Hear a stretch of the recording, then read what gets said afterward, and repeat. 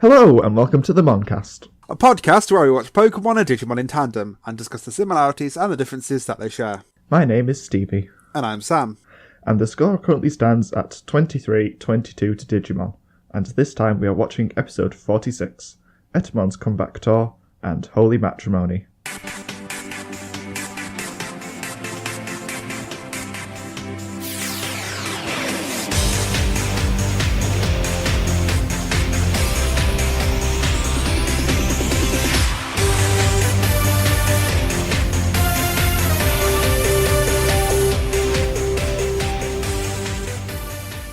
Admonistration across the nation. This is a theme song. It's not very long. That theme song just grinds me every time. Just gets a little bit worse and a little bit worse. I'm like, no. Oh, I could try and make it worse if you wanted. Oh, please no. I beg you. For once, let's not go straight to Twitter and instead give you some news. We're releasing on Sundays now instead. I forgot to tell you last week when we released on Sunday. Oops. Yeah, because we used to record on Tuesdays, but we used to record on whatever day we finally got round to it. I mean, even today we're supposed to record on Tuesdays, but this is a Wednesday because my shower decided to fall into my neighbour's house yesterday, so... Showers are so inconsiderate. We're releasing on Sundays because we get an extra day to edit and everything, and it's going to be easier for us if we release on Sundays, because then Stevie gets an extra day to do your side of editing, I get an extra day to do my side of editing and everything, and yeah, it gives us that extra day, which is kind of really good and useful for us. So yeah, Sundays. Yep, Sundays. I don't know what we'll do if we ever go back to 2 episodes a week, though. I could not imagine us doing 2 episodes a week right now. I think I would be in tears, especially at the moment with work and everything. That means I'd be doing 14-hour days, coming home, sleeping for 5 hours, getting up, recording an episode, getting ready for work. If you're going to factor in watching the episodes, I wouldn't be able to. I'd just have to make it up as I go along. Slowly but surely, I'd say less and less and less until one episode. It's just me sobbing. Yeah, I think we might start 2 episodes a week when it slows down a bit. We'll actually be consistent, hopefully. Do you remember we had 2 episodes a week for 10 episodes in a row? I have no idea how I managed that. To be fair, though, we have said several times how we're busy people and we have weirdly changing schedules all the time. So as long as we are getting episodes out, it's still good. So, do you want to talk about your bit of quote-unquote news? I have news? Something about Pikachu? Oh, yeah, I caught a festive Pikachu. Pokemon Go had an update where we can now hatch some of the baby Pokemon, well, all of the baby Pokemon from Gen 2 in eggs, and you can catch a Pikachu with a festive hat. I caught one yesterday, and it's adorable. That's basically the news that I wanted to say, because I feel like it's important. Festive Pikachu is cute. It's got a little, Santa hat, and it's adorable. Pikachu's always adorable, though. It's like the Pikachu in Sun and Moon, the hopefully event one we can get, which has Ash's hats. They're really cute. And they have this, I think it's called 10 million volt Thunderbolt or something as its Z move. It's really cool. It looks great and I can't wait for it. Speaking of Sun and Moon, I've still not played any more of it. I did watch 2 episodes of the Sun and Moon dub, and I'm so upset that we've got so long to wait until we get to it because it's so good. Indigo League isn't. I'm not gonna lie, it's bad. It was okay at the start, but they're just going in circles doing not a lot. I think that's what all of Pokemon is. That's pretty much what you do in the games. You just go in circles and level up your pokes, and then you do something, and then you go in circles again. Cool. Right. Any other Admon? You did a poll, didn't you, by accident on the Twitter account?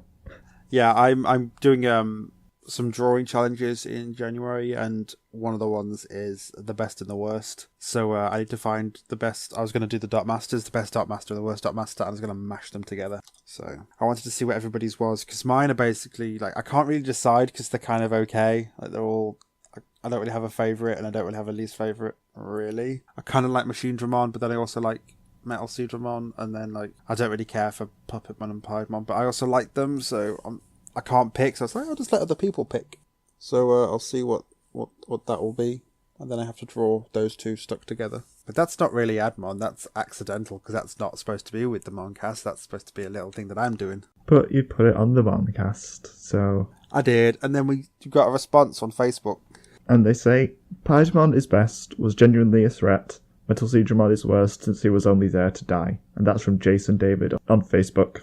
Yeah, I like Metal Seedramon, but I do agree that he's like the first one, and every first villain in a boss rush of bosses is going to be the easiest to kill. And I like Piedmon. I won't talk about it till we get to him, but we've seen a little bit of him and he's kind of cool. I like Piedmon, but I think that is everything. Cool. Shall we get on with this episode? Yes. The first episode we're watching is Holy Matrimony.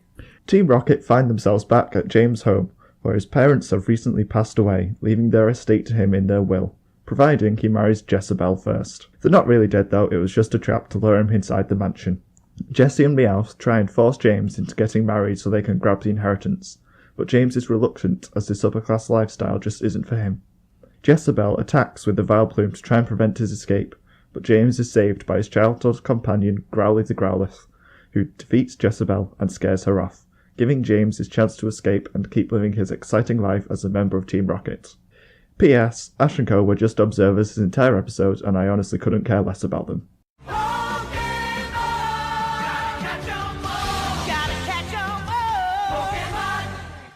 It starts off with a shot of Brock rubbing the egg, because you mentioned in the last episode that the egg wasn't even mentioned at all, and the writers knew that. They're like, oh, Stevie called us out on this, so let's get the egg for the briefest 3 seconds at the start of this episode. It's just there. Nothing happens with it. It's just a reminder that it exists. And the gang are just... And they do this so much, where they're just walking and then the plot just falls around them. And they do it in this episode so much. They're just walking along and they see a poster of a young person who looks like James. It looks significantly younger, maybe 5 years younger. Yeah, he looks like early teens at the oldest. And then they're just looking at the poster and this limousine pulls up next to them from nowhere. And this guy says, do they know who that is? And it's like, what are the chances that this limo is also going to pull up next to them the same time that they're looking at his poster? And this reminds me of that episode, which I do not like, where there was a missing boy, and then there's just the parents are just there at the same time that Ash and Co are there because they're going to find the child.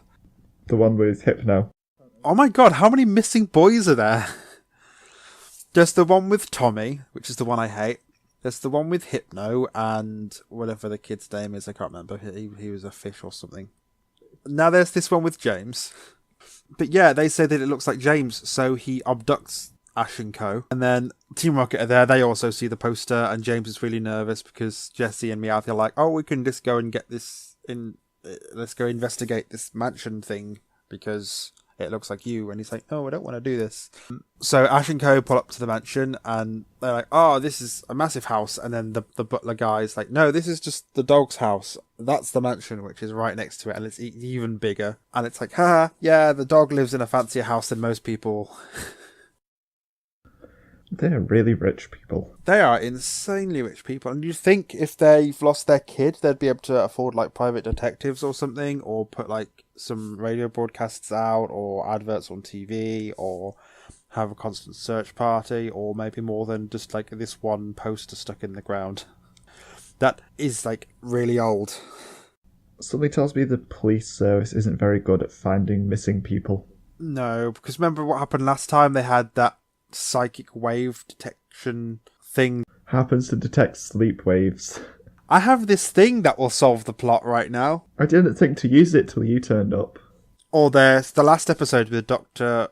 Flirty McAwful, where there's just one person. So basically Pokemon is a world where there isn't too much bad that's happening, so they only need one person per service per tower. The emergency services are so incompetent. They couldn't find a 5-year-old boy that was dropped into a jungle. Yeah. I mean, how far would he have gone?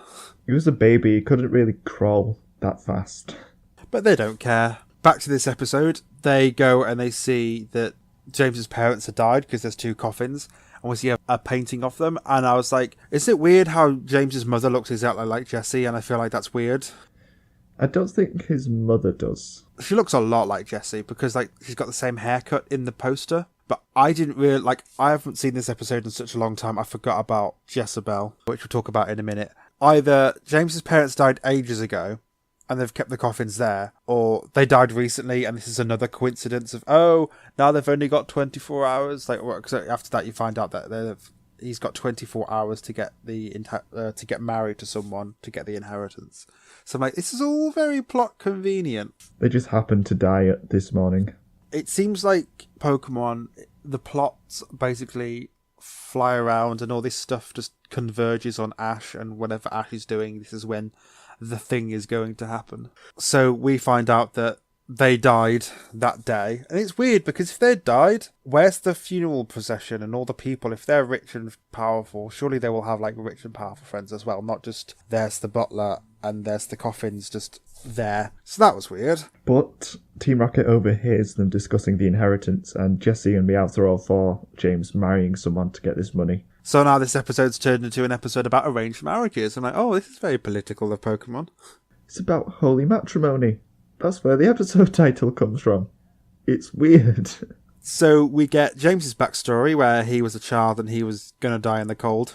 Yeah, Ash and Co step outside and think about, like, maybe they should go find James so he can say goodbye to his parents. And then Team Rocket falls from, like, the top floor of the mansion and lands right in front of them. Because plot convenience. Jessie and Meowth try to drag James inside, but he's like, no, I don't remember anything.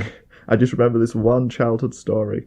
And he tells the story of how he ran away with Growly the Growlithe, and then he died. And everybody's in tears apart from Misty. And Misty's just like, why are you all sad? He's right here telling us the story. And then James is like, oh yeah. Oh yeah, I didn't die. I'm right here telling you the story. It's a sad story though. It is. Well, it's not really sad because we don't really know much about it. There's just a child walking in the cold and then he falls down. He ran away with his dog. It was cute. Anyway, so Jessie and Meowth drag James inside, and then James's parents aren't dead.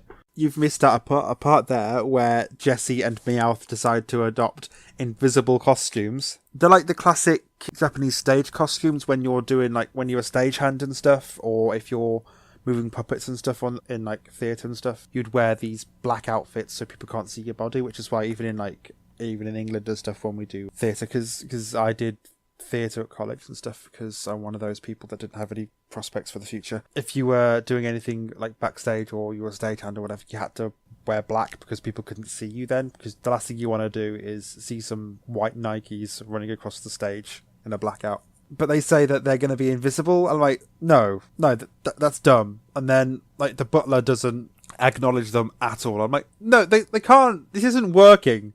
This can't actually be working. But it works. But it works for some reason. And then they go to look at the coffins, and then the parents did a bit of the motto for Team Rocket. So are James's parents ex-Team Rocket members who made it and got rich and then left? Maybe it's not a Team Rocket motto, it's just a Jessie and James motto that James picked up from his parents. Maybe. And then just expanded to make the Team Rocket thing. He inherited the motto. Basically, James's parents faked their deaths to lure James out, which is really weird. Especially since it didn't really work. No. I mean, they just happened to be there. They didn't come back because they found out his parents had died. What happens if James didn't arrive and come and claim the inheritance? Would they have to just pretend to be dead now? Every day they fake the death, just in case he comes home. They spend the rest of their days hiding in those coffins, pretending to be dead. Little did they know that they died years ago. Ooh, spooky. It's a weird episode. This is such a weird episode. Even the Island of Giant Pokemon makes more sense than this. Because at least there were Pokemon in it. At the end of the episode, like a head count wise, there are 4 Pokemon in this episode. 2 of them are regulars, which are Pikachu and Meowth. The other 2 are Vileplume, which we've seen before, I think. I can't remember if we saw them in Erica's gym. We may have, I can't remember, but it might have been a Gloom. And we've seen a Growlithe before. But yeah, so there's 2 Pokemon. And they do the most token of things, like they're just there for random moments. So the parents want James to marry someone called Jezebel, which is a play on the word Jezebel. which is an odd word for someone who was a bit of a promiscuous person. So I'm like, oh, name the girl James is supposed to marry after someone who is awful. I didn't get that it was playing anything. I thought it was just a mixture between Jessie and Belle, because she looks exactly like Jessie but with a different hairstyle and voice. Oh no, it's a play on her looking like Jessie and being basically Jessie. But Jezebel is close to the word Jezebel, which was an insult. But yeah, she looks exactly like Jessie. It's very odd.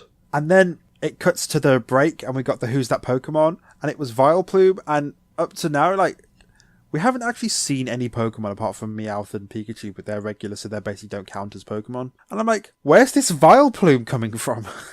They couldn't think of anything, so they just found the next Pokemon they could think of and just stuck it in. Well, I prefer it when they don't show you the Pokemon beforehand, because that just makes the Who's That Pokemon super easy. It was a fun little thing that the kids got to do in the breaks. If everyone's already seen the Pokemon and knows its name, then it's just pointless. So, this is what we know so far. The gang saw a poster of a much younger James. Then a guy kidnaps them. James has run away from home to avoid an arranged marriage. His parents have faked their own death to trick James into coming home and marrying a girl who looks exactly like Jessie. What is this episode? Like, it starts out of pure chance, and it comes from nowhere, and there's no Pokemon in it. There's literally just a Growlithe we've seen in a flashback. Apart from that, there's nothing. I don't mind that. It's so weird.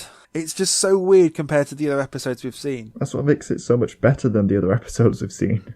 Because at least in the last episode, yeah, they were playing Doctor, but it was Pokemon Doctor and Super Glue.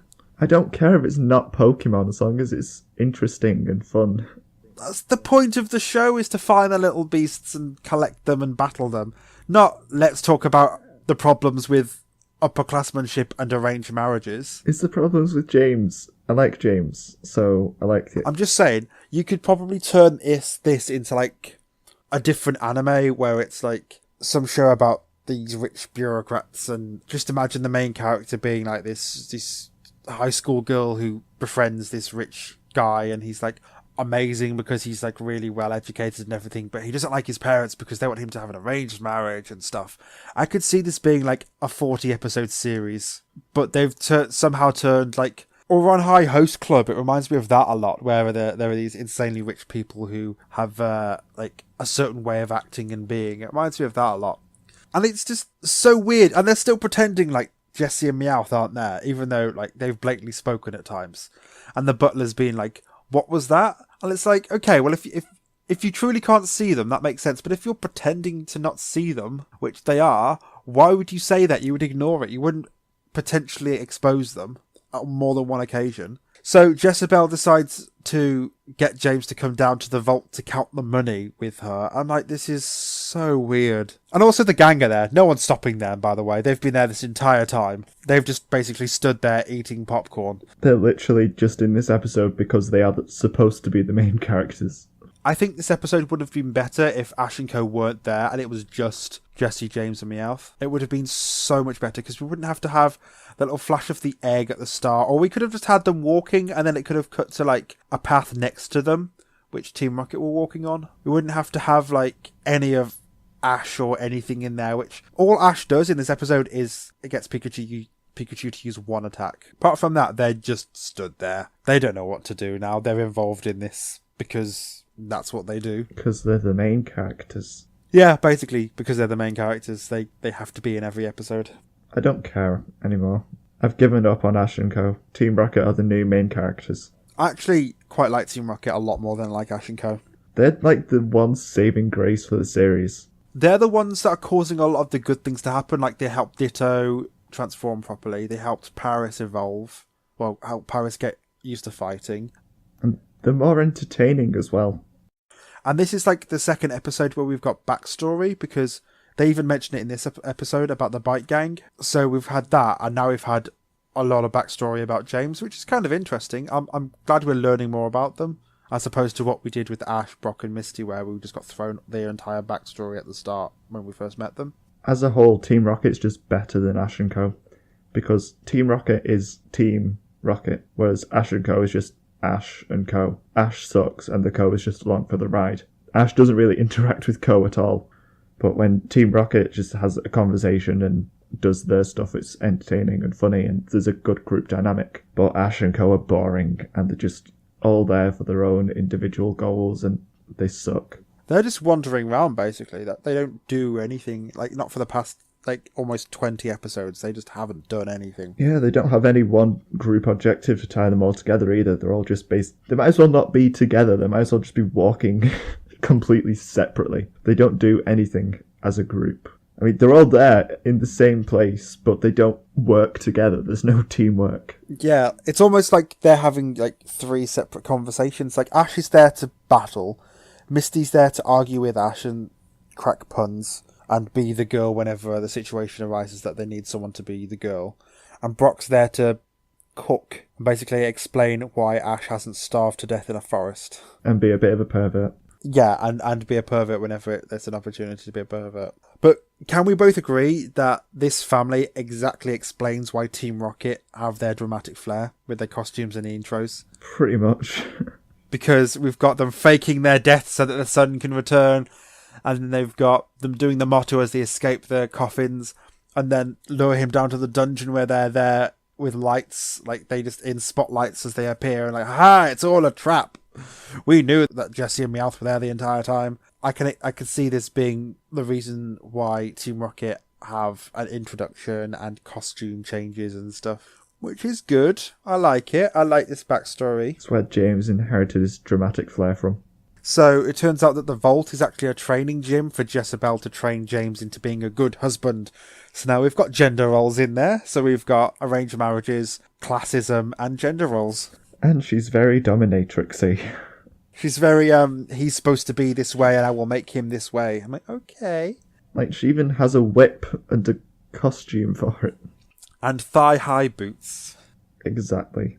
And then the parents explained that they've always seen Jessie and Meowth, because why would they not see them? I'm like, okay, so basically what they had is they fake their deaths, they burst out the coffins, and they see their son with 2 people basically pushing him along, and they're like, okay, let's all not say anything about it, let's just let this happen, because it'll all be helping our plan, which is very bizarre. So Jessie and Meowth drop a smoke bomb and run away. Then Jezebel sends out Vileplume to use Stun Spore on James. Like the first Pokemon that we've actually seen in the episode, because we've had Growlithe mentioned, but that was in a flashback. But this is the first, and we are like 3/4 of the way through the show now, where we get the first Pokemon. And literally Vileplume is only there to knock them out and to be a Pokemon, because you could probably replace Vileplume with a diffuser and the same thing would happen. Like a spray can full of Febreze or something that knocks people out, and it'd be the same thing. That's why it's a Vileplume, because they need to knock out all the people real quick so that they can eject them. Vileplume knocks out Ash and Co. and Jessie and Meowth and James, and then the butler takes out Ash and Co. and Jessie and Meowth. The butler gets rid of everyone apart from James, who they can hear inside the house basically screaming in terror as he's assaulted, I'm assuming, by Jezebel. Probably. He's not having fun in there. But then, the Growlithe comes! Yeah, they can hear this banging on the dog mansion door. And Meowth says that the thing on the other side of the door wants them to open the door to the doghouse. I'm like, what's a dog, Meowth? What is a dog? Is there a dog in this world? I don't think there's a dog, is there? A Growlithe's a bit of a dog. You probably have dog Pokemon. Maybe, but are they called dogs? Yes. So Growlithe runs out and goes and saves James, because it can break out of once the door's open, even though it didn't like jump through a window or use an attack to melt the door or something. It just was hitting the door. It managed to get into the house and down into the dungeon to save James. So James escapes while Growlithe gets James and runs away to the doghouse.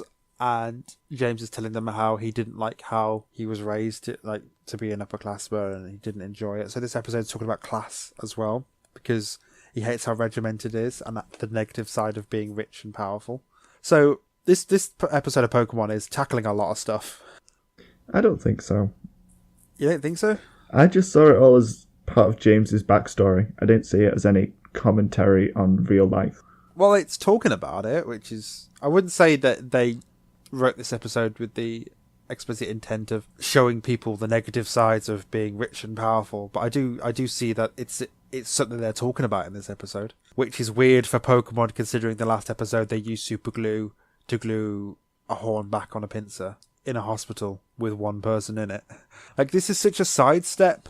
Like, they're showing a lot of different things in this episode, like arranged marriages and these insanely rich parents that James has ran away from. There's a lot more stuff to it. Even in like the last couple of episodes, we've just seen the simple thing of they went digging and then they went to, well, they met a Jigglypuff and then they went digging and then they were doctors for a bit and then all this, and it's such a weird episode compared to the last couple we've seen. I wouldn't say it was weird. I'd say it was different. Okay, it is different. It's just a drastic shift in what we've become accustomed to. I'd say that it's better than what we've had. Yeah, absolutely. Like, this episode wasn't boring. It felt weird to me because it's so different. So then Valplume and Jezebel break the wall down of the dog mansion, and we see this is the third time we've seen Valplume use its stock footage attack. Growlithe attacks Jezebel and she runs away because she's on fire, I think. Because Growlithe attacks and Pikachu attacks because Ash has to do a thing in this episode, because remember, kids, they're there. So Jezebel runs away and knocks into James's parents, who say that she's too good for their delinquent son, which means that they're just assholes who care so little about their son. And it's just shown us just how badly they treated him. If they look at him and don't think he's good enough to be with this quite clearly demanding and I'd say controlling, but I think she's controlling in a way that's like she wants him to be a certain way, which he doesn't want to be. She doesn't see him as a person. She sees him as a job role, essentially, and she'll do whatever she needs to do to make James fit that role instead of him being who he is. And then James asks Growlithe to stay with his parents for some reason. I'm like, no, James, no. Take him with you. Why would you do this? You should take the doggo with you. But he doesn't. Well, you forgot to say that when James is saying goodbye to Growlithe the Growlithe, that he's suddenly in some sort of samurai costume. Oh, he's in like a travelling cloak and a straw hat. It made me think samurai, for some reason. It's going off that sort of thing, like a wandering traveller and everything. It was very weird change in costume just for that moment. But it's James, and as we've seen from his family, it's not unusual for them. I wouldn't be surprised if an entire wing of their mansion is dedicated to costumes and theatrics. And then it goes to Jess and Meowth walking away, feeling really upset because they think James has left them. And then you hear the first part of the motto, and James is just in the balloon. So he's come back to them, and they're really happy. He extends his hand and picks up Jessie, and she gets into the balloon with them. And they have a really nice moment, which I thought was quite nice, because they're just talking about how they have each other's back and stuff, which is really cute. I thought it was a nice little moment. They're just looking at each other being like, you know, we may not have riches, but we'll get it next time because that's what we do, because we're misfits and we're together. And I thought that was really cute. And then Meowth shouts to wait up. Which I thought was a nice little fun little ending to it. It's just typical Team Rocket. Yeah. So for once they didn't blast off. No, they floated away. Well, it's not the first time they haven't blasted off, but it's one of the ones where they haven't. And then it goes back to Ash and Co. because we don't know what they're doing, and we're super concerned about what's happening with them because they're the main characters.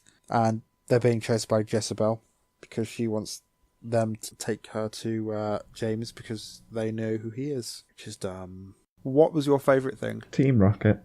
Mine's the same as well. Like, especially that end scene where they're in the balloon and they're like exchanging a look where they're basically saying to each other they've got each other's backs and they're both kind of outcasts, but they'll always be able to stick together because that they are who they are, which I think is really nice. Like, being shown this version of Jesse that he could, because I don't, even in the manga they're supposed to be a couple, but in this they're not. They're supposed to be partners, which is quite nice. I really like that dynamic of those two just being like basically best friends who are also absolute dorks who cannot do anything properly except some things they can do really well, like digging holes. Yes, they never monetize from that. But I like how they're basically these two outcasts, and they don't have to have this romantic entanglement. They're just like, yeah, we're both kind of weirdos and losers, but we have each other's backs. And then Meowth is also there. Meowth's part of the team. Yeah, he is. He's great. He's there to crack all the puns. And make all the inventions. I think Team Rocket are just my favourite thing in the whole series. Yeah, I think I could quite happily watch a season where it's just Team Rocket. Overall thoughts? It's just a really good episode. It's exploring James' origin story. It's so much more interesting than any other character's origin story so far. I mean, Ash's was just he turned 10 and then left. Brock's was dad came back to look after all the kids so he could leave. Basically, his dad wasn't there and he had to take care of the entire household and his brothers and sisters. But then his dad came back so he could wander off. And then Misty doesn't like her sisters. Misty's origin story was just she was out fishing and then Ash stole a bike. And ever since she's just been following Ash around. That's her entire motivation for being there. But James has this whole thing of he's trying to escape from this lifestyle that his parents want him to live, and he just wants to be free to do what he wants and go on these adventures. I think it's 45 episodes since we've met them because they weren't in the first one. We've basically now got a decent backstory to half of Team Rocket, well, a third of Team Rocket, where he was this young boy raised in this insanely rich family, but he did not like the lifestyle. It was so regimented, and he didn't want to get married to this girl because he has nothing in common with her, and all she's going to do is make him be this sort of person that he doesn't want to be. So he runs away with a Growlithe and basically gets himself not injured, but he gets really hurt, and he's freezing to death basically in the cold. We don't know what happens after that. He ends up in a bicycle gang with Jessie. I'm confused now. He went to school and that's where he met Jessie, but he doesn't meet Jessie in the bike gang. He actually meets her the first time on a training thing in Team Rocket. A bit of a spoiler for a Black and White season. That probably doesn't match up with what this series says. They were both in bike gangs, but they weren't in the same one. No, because the bike gang recognised both of them. They retcon it later on. They don't meet until Team Rocket training. They went to school together and then ended up in a bike gang and then became Team Rocket members. I think that's what we've got so far. Which is nice. It's more complex backstory than I'm 10 now. Have a thing. Go do the thing. Have an electric mouse and go on an adventure. Then forget about it halfway through and just basically wander around and get involved in stuff now because that's what you're entitled to do. But I think this is just the change of pace that Pokemon needed to get me interested again. Because it can do good, interesting episodes. It's just so much filler the rest of the time. It just, for me, I can't help but say this episode's weird. And it's a good weird because it's just so different from what we've watched already. Prompted half an hour of discussion. This is probably the longest Pokescussion we've ever had. It's definitely one of my favourite episodes as well. And it's weird how it's Pokemon with the adventures of Ash and co. But this episode, there's token amount of Pokemon in it to do some things. I don't care if there's no Pokemon as long as it's still good. Yeah, that's the thing though, there's a token amount of Pokemon and Ash and co are literally just there because they're the main characters. And it's one of the better episodes we've watched because of it. And it's that's pretty cool. It's the best episode of Pokemon because it has very little to do with Pokemon. Or Ash. It's just all about James and Team Rocket. But like I said, I think this episode would have been a lot better if they had done it while it was just Team Rocket. Because then we could have had a little bit more, it would have given us maybe 5 minutes extra time. But that would have given us a lot more time where they could have done some extra things. Because Ash and Co didn't need to be in the episode. They didn't do anything. We didn't benefit from them being there. They existed. Anything else about this episode? Apart from that, it was quite good. It's just really good. And James's parents are awful people. They're entertaining though. Oh yeah. Yeah, you can see where he gets his flair from. The second episode we are watching this time is Etemon's comeback tour. Joe and Mimi are by themselves as the rest of the group decides to explore Puppetmon's mansion. Joe and Mimi find a wounded Ogremon and bandage him up, and he decides to stick with them for a while. Out of the sky falls Metal Etemon, who tries to attack Joe and Mimi and Ogremon. Out of the sky falls Metal Etemon, who tries to attack them, but instead ends up fighting Puppetmon, giving the kids time to escape. Once they get bored of their fight, Puppetmon returns to his mansion, only to have Ty and the kids fire a cannon at him in an attempt to defeat him. Meanwhile, Joe, Mimi and Ogremon are preparing to fight Metal Etemon again when a mysterious new Digimon appears before them. Digimon, digital monsters, Digimon are the champions. Digimon, digital monsters, Digimon. So this episode starts off with Ogremon running from some Woodmon. How many Woodmon could an Ogremon chuck if an Ogremon could chuck Woodmon? Ogumon says 4 lines at the start. 2.5 of them were puns. That pretty much applies for all of Digimon. 2.5 out of every 4 lines are puns. It cuts to Joe and Mimi eating food, and Mimi's apologising for not wanting to fight, saying it's selfish. And Joe says that she's right because fighting just gets more, ends up creating more and more fighting. And I quite like that little moment where they're just talking. Yeah, and Joe thinks about his brother, who I've forgotten the name of. Might be Jim. Yeah, Jim. And just thinks about being a doctor, I guess. It's a nice little character moment for them. Like, even this episode as well, it's kind of Joe and Mimi focused a little bit. Just a little. And I like that. I really like Joe and Mimi. I've said it in the past couple of episodes. And I do feel like this episode, they get a lot of development. Especially Mimi. Actually, no, even Joe gets about the same amount as well, which we'll talk about in a bit. This meteor just appears in the sky and falls near to Ogumon and Woodmon. And then it cuts a lot in this episode. And then it cuts to the meteorite crashing again, because they put a lot of effort into that meteorite crash, so they wanted to show it to us twice. So it cuts to Ty and the rest of the kids discussing tactics and deciding to go to Puppetmon's mansion. But it's not as simple as that. They stretch this conversation out so much, being all like, oh, well, what would Matt do at this point? It's like, why would Ty be thinking of that? Because Matt's not here at the moment. And then Sora's got an internal monologue thinking, oh, is he still going to go and do this thing and stuff? I don't know why, but for some reason this simple conversation, which could have been, what do we do now? Why don't we go check out the mansion? Got stretched out by like another minute or 2 than it should be. I think it was justified, because it was showing how the group was reaching their decision. Okay. It wasn't just, like, if it was just, we could go to the mansion, okay, let's go, then it'd be pretty ridiculous that they'd reach that agreement just so easily. True. At least this way it gives us an idea of the group dynamic now that 3 of the members have essentially gone. They've now got 2 young kids, Izzy, who's the computer genius, and Sora, and then Ty's leading the group. So then because they also feel the meteorite land, so they go off to Puppetmon's mansion. And then you hear Etemon talking in smoke, so you can't see him, and he says that this is his comeback tour, which is the title of the episode. So Joe and Mimi can see where the meteor landed, and wonder where it came from. And Palmon suggests LA, which I don't get the joke. Los Angeles. Yeah, I know. The joke isn't funny. But if the meteor came from LA, I'm like... Yeah, the joke isn't funny, and also Palmon shouldn't know about LA. So it fails on 2 fronts. I would love to be in the writer's room when they explain this joke. And they're like, okay, so the meteor's landed, and they're asking where it's come from. Oh, why doesn't Palmon say, maybe it came from LA? And like, he's there, like, because it'll be a guy, because this is a dumb joke and sexism. Also, I'm pretty sure most of the writers were men, because sexism and the 90s. And he's just there like, well, I've literally said it's from LA, and he's got his big smile on his face, and the other writers just looking at him. He's like, yeah?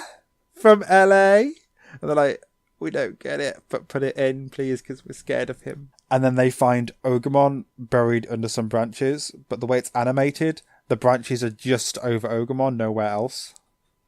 There's this, like, empty field, and then just an Ogumon lying there with branches just on top of him, which is really bad looking. They could have animated a couple more there. Yeah, how did that even happen? Bad animation. Also, where's the cliff that he fell off of? Where'd it go? Did the whole cliff just disappear? Because it's not there anymore. It looked dramatic. And then they have a really fast conversation. It's like so quick, the back and forth, while they're talking about why they're helping Ogumon. It's just like, line done, next line. It's super quick. Well, Joe suggests leaving him alone, and Mimi just runs up to him to try and help him. And then Joe goes to help him anyway. Why are you helping me? I was so mean to you, why? Joe bandages up his arm with toilet paper, saying that when they were heading back to the digital world, that he thought of all the things that they would need, and toilet paper was the first thing that came to his mind. Which is true, but also kind of gross, because think of all those months that they were in the digital world. Like, were they just using leaves or whatever they could find? Yeah, that is odd. I'm glad they didn't ever talk about it before. And then Ogumon cries because they were nice to him, so I guess he's nice now, which is nice. Then Puppetmon appears, and Mimi's scared that Palmon will get hurt, and then suddenly Joe's become all confident, and he's like, go on, Gomamon. And then we get an evolution sequence, like the full length one. He launches one attack, Then there's the second evolution sequence, the full one, and then Zudamon and Puppetmon like hit each other with their hammers, and then Zudamon loses. So we've had like a minute of evolution for one attack to fail, and then to go back to Gomamon. Yeah, in that context, it's not very good. I did like the clash of hammers, though. Yeah, it was good, but it's not worth the 2 evolution sequences just to have that one shot. Yeah, it was a good way to show how Puppetmon is a more powerful Digimon, though. He's also so small as well. Like, he doesn't even use a real attack. He just swings his hammer. Also, there's one shot around here where Gomamon just has red eyes, and it's quite terrifying. I didn't see that bit. It's just got blood red eyes. It's like when they're looking up as Metal Etemon appears. That sounds awful, actually. Maybe he got hit that hard, he's got bloodshot eyes. Painful. Also, why didn't he digivolve back to Bukamon? Because plot. So then Metal Etemon appears and tells them his backstory of how his digital information got spread throughout the universe, and he pulled himself together, which is all kind of weird. Then he wasn't ready to come back to the digital world until he got stronger and stuff, which is all really weird and stuff. So, like, what happened to Datamon and all the other Digimon that fell into the same place? Was he basically sent as packet files and then reassembled? Yeah, basically. But somehow he gained packets. I think he got the packets of all the Digimon that got turned into it, because he was the most powerful one out of them all. Probably. Which would explain why there's no Datamon or any of the other ones that fell down. Yeah. Yeah. He's still Elvis. I liked him. It was nice to see him again, because it's been like several months now. I'm not a fan of Metal Etemon's design. I like Etemon's design, but Metal Etemon just looks weird. He's quite bulky. Also, when he claps his hands, it doesn't make a metal sound, which is odd. At least with Etemon, he looks like basically a person in a onesie. With Metal Etemon, he just looks like a naked monkey. It's a bit weird. He's just Etemon covered in metal, literally it. So he starts fighting Puppetmon because they have to fight, and they have this weird fight. Like, the fight there's lots of falling over and hitting things and being hit by trees and stuff. It all looks pretty weird. It's very amusing. Yeah, they're both kind of comedy characters, or at least Etemon is, and then Puppetmon's just tragic. I found it quite funny to watch. Yeah, I thought it was quite fun. Even the bit they have later on is also funny. Puppetmon just gets bored of the fight, decides to walk away. They have very similar mental ages, but Puppetmon's just slightly older than Metal Etemon. So Joe, Mimi and Ogamon just escape whilst they're fighting, and it cuts to Tai and the gang looking at Puppetmon's mansion. Tai looks at the 2 guards and then gives his Digivice to Izzy to analyse, which is weird, because, like, does that mean that the Digivice is connected to Tai because he physically saw them? Genai explained when he installed the thing that they could use the Digivices to get the info on any Digimon that they've seen. So since Tai's seen them through the telescope, the super powerful mini telescope, then Tai's Digivice can be plugged in. So does that mean that, like, when he saw them, he is connected to his Digivice? So now that the Digivice picked up his brainwave that said that he had seen them and unlocked their information. It's really weird. Something like that. It's how the Pokédex works. You see a Pokemon and then the Pokédex gets the info. Well, no, you point the Pokédex at the Pokemon. Ash does, but Ash sucks. In the games, it's all automatic. That's because you don't want to have to press a button to get the Pokédex out and see the Pokemon. So they find out who the Digimon are, and then they just run out and attack them, which is really upsetting because they just stood there basically minding their own business. And the gang just appear out of nowhere and just assault them. And they're like, hey, no, wait, no, we don't like Etemon either. So then Deramon, which is the burb one, says that he'll give them a tour of the mansion because he used to work at, was it like Digi Studios or something like that? Yeah, he worked at Digimon Studios. Which is okay, fine. It's weird. And then he says, like, this mansion was built after the digital revolution. Yeah, so apparently there's a digital revolution at some point. It's just all these things that probably aren't canon. Yeah, no, I highly doubt they're actual things in the world. So it cuts back to Joe, Mimi and Ogamon in a tree. They're just hiding in a massive tree. They have a conversation with Ogamon about his rivalry with Leomon, where basically Ogamon has no purpose besides defeating Leomon. So once he's done that, he has no idea what he's going to do. So he gets pretty stressed at them asking questions about it. Just like, well, what will you do when you beat Leomon? He's like, I don't know. I'm not sure. I don't like to think about it. Shut up. And then there's a noise outside. And Joe goes, what's that? It came from out here. Oh no. And Puppetman's there. It's like the quickest transition to being attacked ever. You mean Metal Etemon? Oh yeah, Metal Etemon, sorry. Aha, you did it. Yeah, Joe just spouts out lines really quickly after this noise. Just goes, "What's that? It came from out here." It's so sudden. It's weird how many lines are just compressed right next to each other in this episode. It's almost like they didn't have enough time. It's almost like if they'd just cut down some footage to make it shorter, that they would have maybe had more time to let us see actual things that happen in the episode. Almost like if they'd cut down the evolution sequences, maybe. But no, we have to watch the entire evolution sequences. I'm not sure if it's a symptom of the original shots being too short, or it's them trying to put in lines that are too long. Then Metal Etemon's just like, "I found you!" And then they all run away. It's the quickest transition to running away as we've ever seen. And then back at the mansion, where they're exploring and there's booby traps everywhere. And it goes straight through the front door and there's a Jack in the Box with a machine gun. Which they haven't edited out. Nope, machine guns are fine. As long as they're not shown being pointed directly at the kids, I guess. Or in the same shot as the kids, I suppose. They had to edit out the pistol that was being, or the revolver that was pointing straight at TK a few episodes ago, but this is fine. It's fine. And there's a fire truck which someone touches and then it's a bomb and Floraman throws it out a window and it explodes. Apparently it's heat activated. Yeah, no. Not motion activated, it's heat activated. I guess so that Puppetmon could play with it, because his body's made of wood, so it wouldn't really have much heat in it. I suppose that kind of makes sense, but they probably weren't thinking that. It's probably just a mistake. Puppetmon's walking back to the mansion because he's just walking back to the mansion for some reason. After getting his termites fumigated. Apparently that's what he went out to do.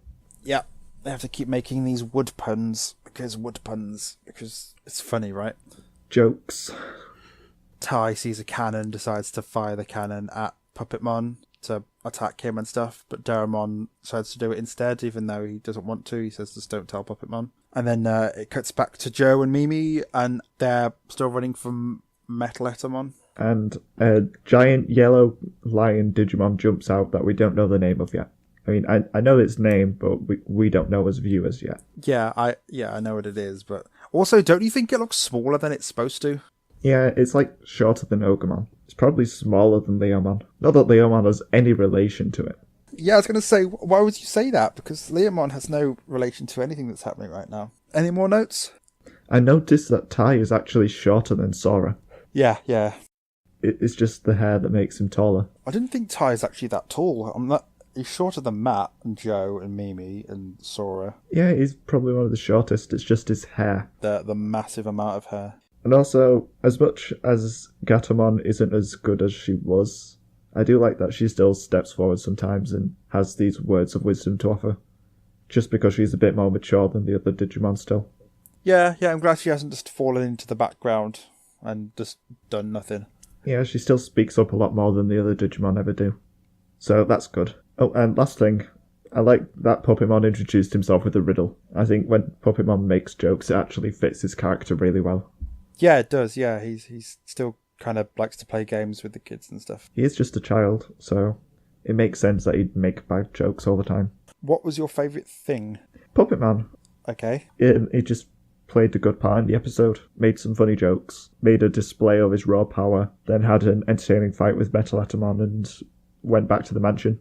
He was just a good Puppetman. Yeah, my favourite things were Mimi and Joe, because they've both become quite confident with themselves. They seem to be getting a lot of character development, especially in this episode, which I enjoy because they're probably my favourite two characters. It's because they've split off from the group. They get more time than just being a member of the gang. For once, splitting up the groups actually benefited the episode. Overall thoughts? So it was a pretty good episode. Yeah, I quite liked it. I think the best bit is there's no Matt in it. Yeah, no Matt whatsoever. He's still thought about by Tai at one point. Yeah, but that's just a thought. But yeah, no, I quite liked it. I like when they have groups split up because we get to explore two different stories at the same time. And especially with it being Joe and Mimi, it's nice to see those two have their own little moments. Yeah, a few episodes ago when they were split up, it was just Matt moping and everyone else fighting Trashman. And that was boring. But in this, it's Joe and Mimi are fighting Metal Etemon and Puppetman, while everyone else is exploring the mansion, so it's much more interesting. At least with Joe and Mimi, they can have a dialogue between each other, which is good. Yeah, they don't just have an awful train of thought. And then with Tai and the gang, they're actually being proactive and trying to do something as opposed to there's just a monster here that they have to fight for the episode. Cool. Anything else about this episode? Nope, not really. It was pretty good. Now it's time for Mono a Mono, where we talk about the similarities and the differences in these episodes. So let's start with our monsters of the week. What's yours? Mine is Jessie and Meowth in those dumb costumes because they genuinely believe that they can get away with being invisible in them. How is that a monster? It's more endearing than anything. Okay, Growly.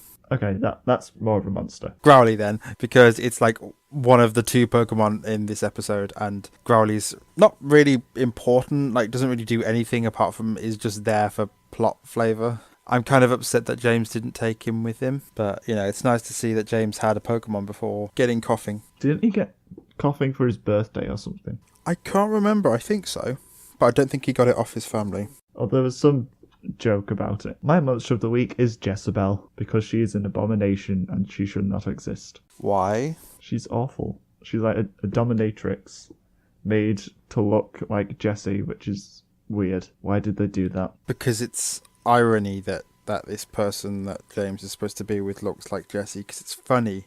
It's not ironic. It's just weird. It's really weird that like this was the decision that people made. That, oh, she's supposed to, let's make her look exactly like Jessie except with different hair. And then let's call her Jezebel because, yeah, that's great. It's just wrong. I think she's a monster because she doesn't care about James's well-being. Like, to her, James isn't a person. He's a job, basically. Her job is to be his wife and to make him an upperclassman that he's supposed to be. Teach him how to be that way. And she doesn't really care about being with him for that. She cares about being with him for that job role. She's not nice. No, she's not. Okay, which do you think had the best storyline? I would say Pokemon. Why? Because it's a really interesting change of pace for the entire series, and I really enjoyed it a lot. See, I originally put Digimon because Pokemon was weird, but I'm going to say Pokemon because Pokemon was weird. I think talking about it made me change my mind. Like, I thought it wasn't very good because it was so different from what we've already had, but I think that's what makes it quite good, especially the fact that you could essentially take out Ash and Co and it would be the same episode, if not better. The reason it's a good episode of Pokemon is because it's not an episode of Pokemon.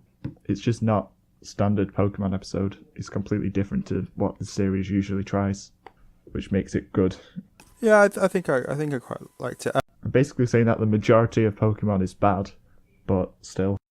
They did something different with this, especially with it being so Pokemon light. I mean, Digimon could not pull off an episode where Tai is forced to marry Sora. I mean, they did do Home Away from Home. They didn't have any arranged marriages in there or anything.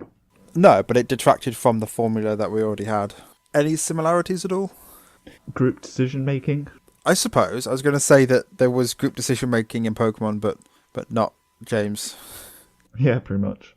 Yeah, I couldn't really think of any in these. They're both quite different. Very different. Because we've got, like, in Pokemon we're exploring someone's backstory which we haven't heard before, and in Digimon we're just getting a character which we had seen a long time ago return to do some more stuff.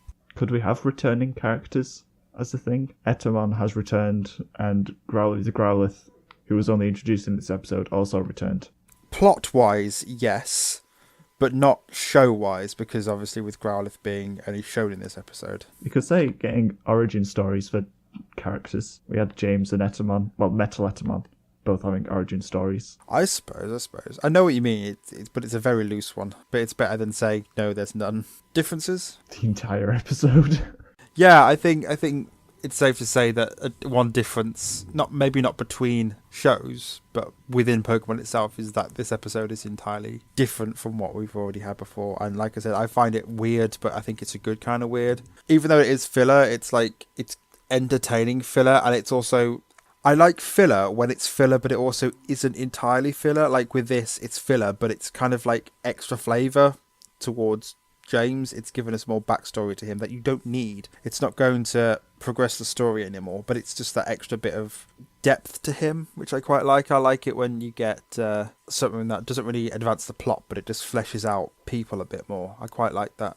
Which is, especially for Pokemon, it's quite unusual because, like we've said before about Ash, Brock and Misty, they're pretty two-dimensional. You've got their name, what they look like, and then maybe one or two traits about them. It seems like Jesse and James are having slowly but surely more and more character development than Ash himself. So, which I'm okay with. Like we've said before, like we both seem to like Jesse and James a lot more than we like the other group. With Digimon, there's nothing really else to say apart from it's the continuation of the story. It's a slight in-betweeny episode. It is kind of filler, like Etemon coming back as Metal Etemon doesn't really need to happen. It just does, because why? But we don't know what that will do as setup for the next episode. But then again, if there is a villain that's going to come back for like basically no reason, it would be the joke one. But we also know that other characters will be coming back. I don't know who you're on about, because it's a spoiler. So, after all that, which episode did you actually enjoy the most? Pokemon. I just really enjoyed it. It was what Pokemon really needed to pull something out of the bag, and it's finally managed it. And Digimon, while still good, wasn't as good. At the start, like, I've written down that I enjoyed Digimon more, but I don't think I enjoyed Digimon more. I think I enjoyed the moments with Mimi and Joe more. But overall, for episodes, I think it was Pokemon that I really enjoyed more. It was just so weird, and it was so good. So yeah, I think Pokemon deserves this point. Which means that the score is 23-23. Ooh. Join us again next time, where we'll be watching episode 47. So near yet so far-fetched, and Ogamon's Honour. You can listen to more of us on SoundCloud, iTunes or Stitcher, where we like getting reviews and comments. And you can message us via our Facebook, which I didn't know we had, Twitter, Tumblr, with the wall thread, and email, which are all linked in the show notes. And you can support me on my Patreon, or if you want to be even nicer, just share us with your friends who also like Pokemon and or Digimon. I'd rather have more listeners than more money. I think I'd rather have more listeners than more money right now. Yeah, because it means more people would be enjoying our stuff. That'd be good. Anyway, thank you for listening. Yes, thanks for listening. And we'll see you next time. Goodbye. Bye. Butterfree, Primeape, almost Pikachu.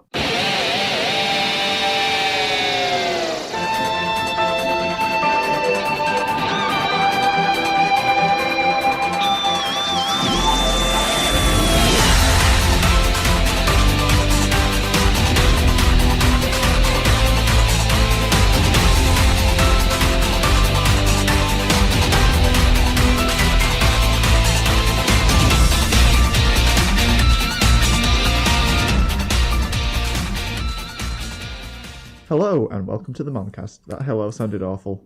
I sounded like I was angry at people. You sounded okay. You sounded fine. Hello. Hi, fine. Hello. Welcome. Hi. Yeah. Hoi and welcome to the Moncast. Oh, hey there. Howdy. Oh, howdy. Welcome to the Moncast. Top of the morning to you and welcome to the Moncast. But we have awful Irish accents. We're not playing this game. Okay. Cool. Do you want to talk about Pokemon first? Why? Because I've looked at the stats for our last few episodes, and our Digiscussion has been a lot longer than our Pokescussion, and I'm wondering if it's because we've been talking about Digimon first. Shall we talk about it first? Shall we do it? Okay. I'm just gonna tell you this. Oh my god! I don't have to do a You have to do the plot first. Yeah. Okay. Which is the title of the episode? I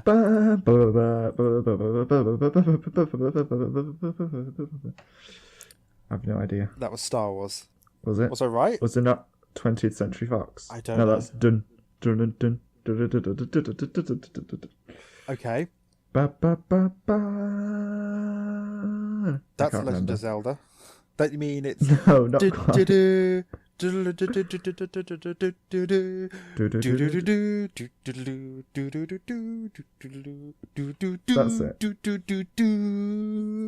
Yeah. Tangent. And then that note goes on for like, I swear it goes for a different length of time every time. Does it actually? They just stretch it out every year. It gets like half a second longer. I have no idea if you're actually telling the truth or not. I'm joking. But I can never time it right when it does the last duh. This is the episode where they're supposed to have him putting his nose in Metal Etemon's bum, right? I have no idea. I'm sure that's supposed to be this episode. It probably is. Yeah. And it is just 1 sec. Someone's revving their bike outside. Have they stopped? Like it is filler, but I feel like this is. Oh my god! Shut up. Why? Why are people like this? Oh, it's late at night. Let's get on the loud bike. Let's get on the loud on wheels and then go and ride it around. So all we want for Christmas is for you to tie someone to a chair and play our podcast to them. Do it like Clockwork Orange style, except you don't really need toothpicks on the eyes. Well, weird things to keep the eyes open. You can just like make sure they don't close their ears. Well, they can't do that anyway. I don't know what people can do. Some people have talents. Some people. We are not those people. We are not those people. My talent is to be perpetually tired. It's like a constant state for me. Mine is to spend way too long playing video games. You're allowed to do that, though. I'm allowed, it's just not very productive. I'm actually surprisingly lucid considering the amount of sleep I had, and then I went and watched a Star Wars for like 2.5 hours.